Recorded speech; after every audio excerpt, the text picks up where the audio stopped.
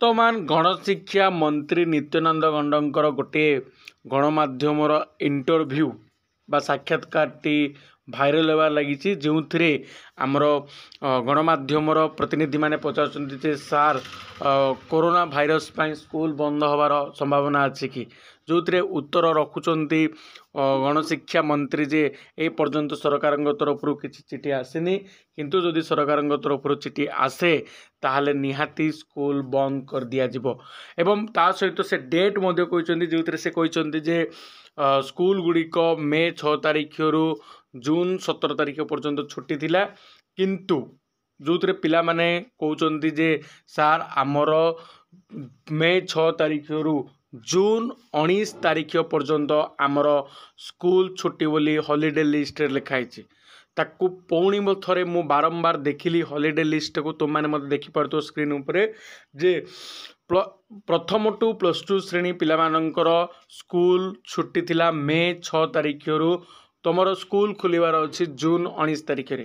ତାହେଲେ ଶିକ୍ଷାମନ୍ତ୍ରୀ କାହିଁକି କହିଲେ ତୁମର ଯେ ତୁମର ସ୍କୁଲ ଗୁଡ଼ିକ ଜୁନ୍ 17 ତାରିଖରେ ଖୋଲିଯିବ? ତା ବିଷୟରେ ମୁଁ କହିବି ଏବଂ କରୋନା ପାଇଁ ସ୍କୁଲ ବନ୍ଦ ହେବାର ସମ୍ଭାବନା କେତେ ଅଛି ଏବଂ ପ୍ରକୃତରେ କେବେ ତୁମର ସ୍କୁଲ ଖୋଲିବ ତା ବିଷୟରେ এই ভিডিওରେ ମୁଁ ডিটেলস আলোচনা କରିବା। ତେଣୁ ନିହାତି ଭିଡ଼ିଓଟିକୁ ଶେଷ ପର୍ଯ୍ୟନ୍ତ ଦେଖିବେ। ଚ୍ୟାନେଲକୁ ପ୍ରଥମ ଥର ଆସିଥିଲେ ନିହାତି ଚ୍ୟାନେଲଟିକୁ ସବସ୍କ୍ରାଇବ୍ କରିବେ ଓ ପାଖରେ ଥିବା ବେଲ୍ ଆଇକନ୍ଟିକୁ ପ୍ରେସ୍ କରିବେ। ଦେଖନ୍ତୁ ନିତ୍ୟାନନ୍ଦ ଗଣ୍ଡଙ୍କର ଯେଉଁ ପ୍ରତିକ୍ରିୟା ଆସିଛି ଯେ ମେ 6 ତାରିଖରୁ ଜୁନ୍ 17 ତାରିଖ ଦିନ ସ୍କୁଲ ଖୋଲିଯିବ, ଏକ ପିଲାମାନଙ୍କୁ କହିଦେବା ପାଇଁ ଚାହେଁ ଯେଉଁମାନେ ଜାଣିନାହାନ୍ତି ଆମର ଦୁଇଟି ବିଭାଗରେ ଆମର କ'ଣ ହୁଏ ସ୍କୁଲ କଲେଜ ଚାଲେ। ଗୋଟେ ହେଉଛି ସେକେଣ୍ଡାରୀ ଅଫ୍ एजुकेशन आउ गोटे हायर एजुकेशन डिपार्टमेंट।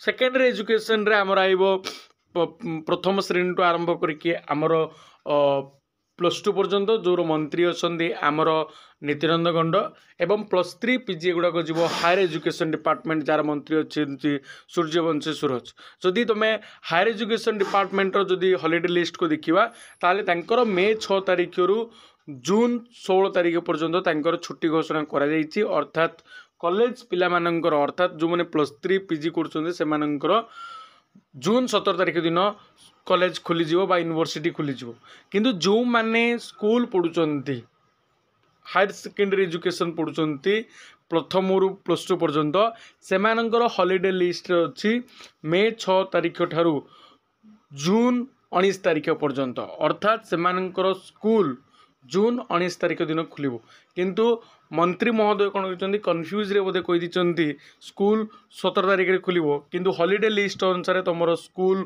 खोलिया जाऊँगी 19 तारिख रे एवं हॉलिडे लिस्ट जहाँ थाए से अनुसार ही स्कूल खुले। तेणु स्कूल पिला मानकर जो मैंने प्रथम टू +2 पर्यंत पाठ पढ़ुंट से जून 19 तारिख दिन स्कूल खोल।